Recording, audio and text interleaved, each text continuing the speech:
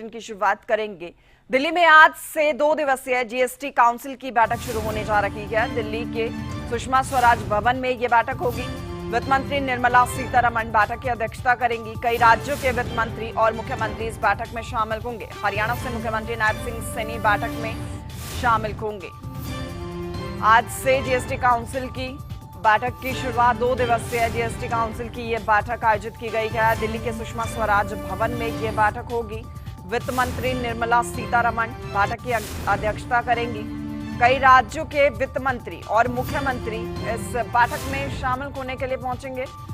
हरियाणा से मुख्यमंत्री नायब सिंह सैनी बैठक में शामिल होंगे क्योंकि वित्त विभाग भी मुख्यमंत्री के पास में है और आज से ही बैठक की शुरुआत होने जा रही है। दिल्ली से विनय हमारे संवाददाता जुड़ चुके हैं। उन्हीं से ज्यादा जानकारी बैठक को लेकर लेते हैं।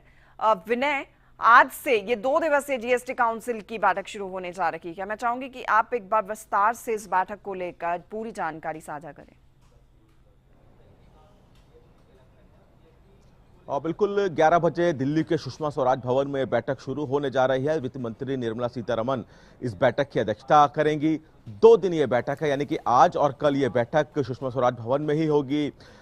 देश के सभी राज्यों के वित्त मंत्रियों को इसमें बुलाया गया है क्योंकि अमूमन इस बैठक में वित्त मंत्रियों को बुलाया जाता है। हरियाणा के मुख्यमंत्री बतौर वित्त मंत्री ही, चूंकि वित्त मंत्रालय का बाहर भी मुख्यमंत्री के पास है, तो ऐसे में मुख्यमंत्री नायब सैनी हरियाणा की तरफ से इस बैठक में शामिल होंगे। जीएसटी काउंसिल की बैठक, जो कि एक रूटीन बैठक होती है, उसमें चर्चाएं की जाती हैं राज्यों के साथ जीएसटी के मुद्दे पर कि राज्यों को जीएसटी को लेकर क्या उनकी राय है, किस किस मदों में राज्यों को छूट चाहिए या फिर किन मदों पर राज्य चाहते हैं कि जीएसटी बढ़ाया जाए। क्योंकि हाल ही में 15 अगस्त में प्रधानमंत्री ने भी देश की जनता को यह कहा कि दिवाली के समय जीएसटी को लेकर एक तोहफा देश की जनता को मिल सकता है। तो ऐसे में उसी की कवायद यहां पे शुरू हो गई है। जीएसटी कम किए जाने को लेकर लगातार वित्त मंत्रालय की तरफ से बैठकें की जा रही हैं। जीएसटी काउंसिल की बैठक भी उसी दिवाली के तोहफे का एक हिस्से के तौर पे माना जा रहा है क्योंकि सरकार, यानी कि केंद्र सरकार, कई मदों में जीएसटी कम करने की तैयारी में है।